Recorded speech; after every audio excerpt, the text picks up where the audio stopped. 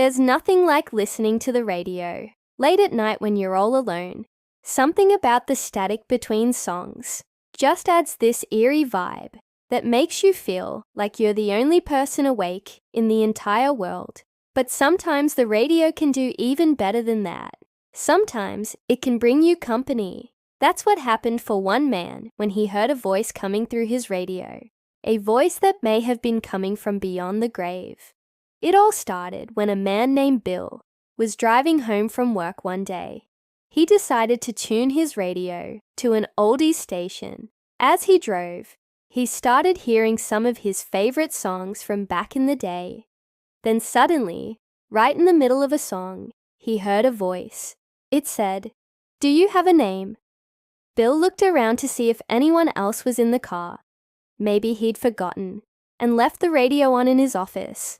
But no, he was alone, and the voice had definitely come from the radio.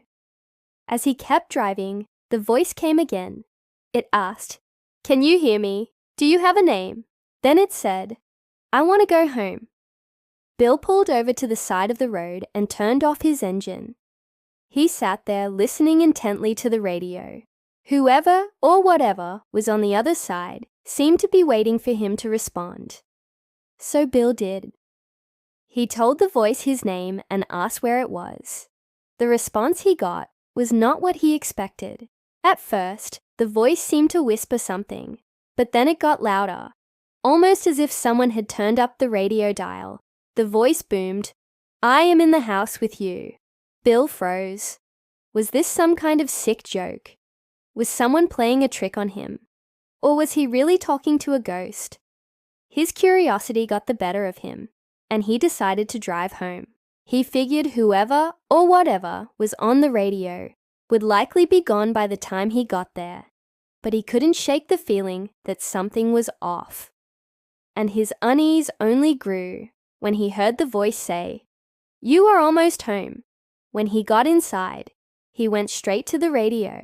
He turned it up, hoping to catch another message, but all he heard was static.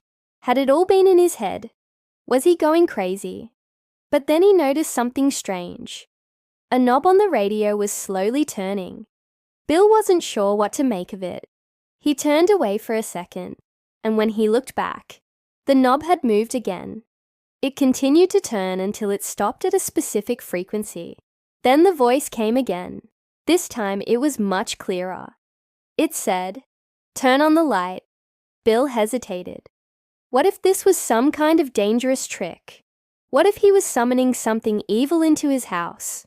But the voice persisted, saying, "Please turn on the light. I want to see you." And with that, Bill did as he was told. He turned on every light in the house, but still he saw nothing. All he heard was the voice.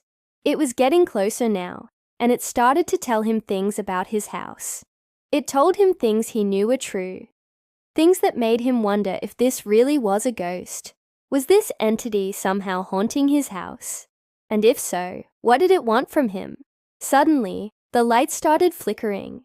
The voice grew louder, and then it stopped. There was silence on the other end of the line. Bill felt a chill run down his spine. He wanted to call out, to ask what was happening, but he couldn't. He was frozen with fear. Then he heard a knock at the door. He jumped, knocking the radio over in the process. As the lights flickered back on, he saw the knob of the radio had turned once more. It was tuned to the same frequency he'd heard the voice on before, the one he'd turned on when it had told him to. But now it was sending out a signal. What did it want him to do? How could he possibly stop it?